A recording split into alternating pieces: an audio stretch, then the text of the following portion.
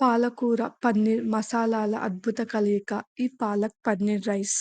Hello friends! నేను మీ Bhavya. Welcome to healthy food.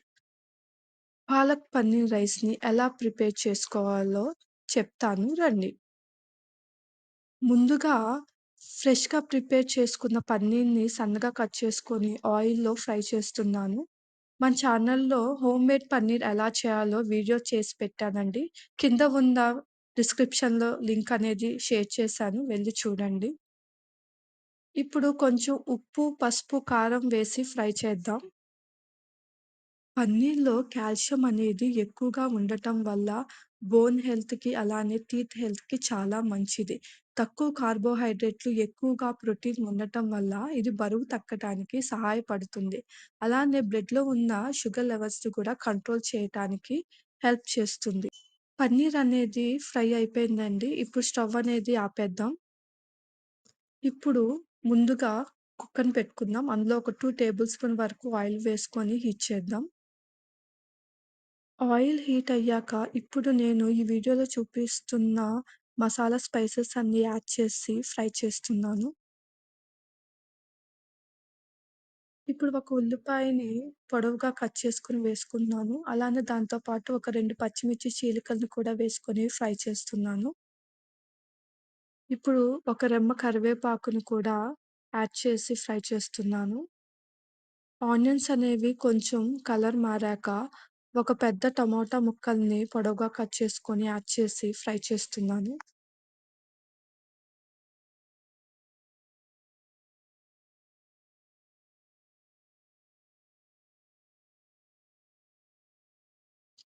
ఇప్పుడు టమాటా అనేది మగ్గిపోయాక, ఒక టేబుల్ స్పూన్ వరకు అల్లం వెల్లుల్లి పేస్ట్‌ని యాడ్ చేసి ఫ్రై చేస్తున్నాను.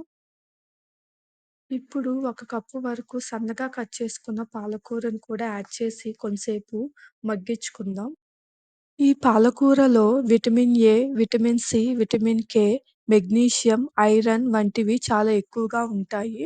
అనీమియా పేషెంట్స్‌కి పాలకూర చాలా మంచిది. అరగంట పాటు నానబెట్టుకున్న ఒక గ్లాస్ బియ్యాన్ని ఇక్కడ నేను యాడ్ చేస్తున్నాను. 1 గ్లాస్ బియ్యానికి నేను 2 ½ గ్లాసెస్ వాటర్ అనేది పోస్తున్నాను. ఇప్పుడు కొంచెం కొత్తిమీర తరుగు, కొంచెం కసూరి మేతిని కూడా యాడ్ చేస్తున్నాను. ఒక 2 చెంచాల ఉప్పు, ఒక హాఫ్ టేబుల్ స్పూన్ వరకు గరం మసాలా, అలానే పావు చెంచా కారం వేసి కలుపుకుంటున్నాను.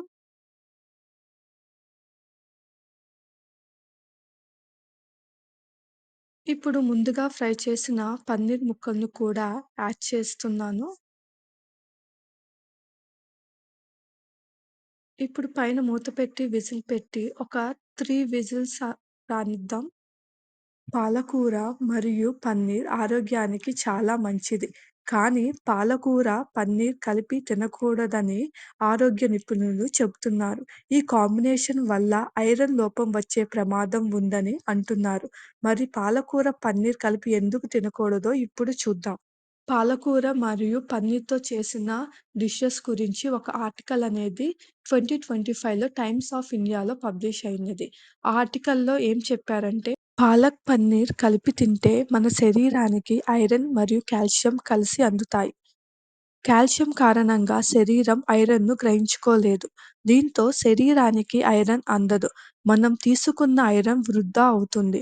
సో, పాలకూర, పన్నీర్ కాంబినేషన్ వల్ల ఐరన్ లోపం వచ్చే అవకాశం ఉంది అని ఆరోగ్య నిపుణులు సూచిస్తున్నారు. 20 మినిట్స్ తర్వాత పైన లిడ్ అనేది ఓపెన్ చేసి చూస్తున్నాను. మన పాలక్ పన్నీర్ రైస్ అనేది రెడీ అయిపోయింది.